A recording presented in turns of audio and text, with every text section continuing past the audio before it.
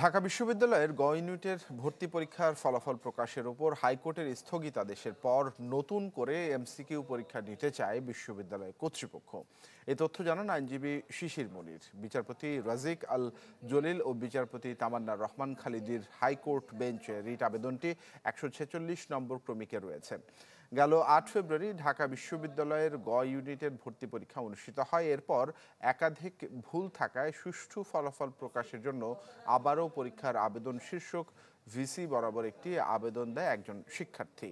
কিন্তু তাতে সাড়া না পাওয়ায় কর্তৃপক্ষের নিষ্ক্রিয়তা নিয়ে তিনি হাইকোর্টে রিট করেন। ওই রিটের শুনানি শেষে গেল ১৯ মার্চ বিচারপতি ফাতেমা নজিব ও বিচারপতি শিকদার মাহমুদুর রাজীব হাইকোর্ট বেঞ্চ রুলসহ ফলাফল প্রকাশের ওপর স্থগিতাদেশ দেন।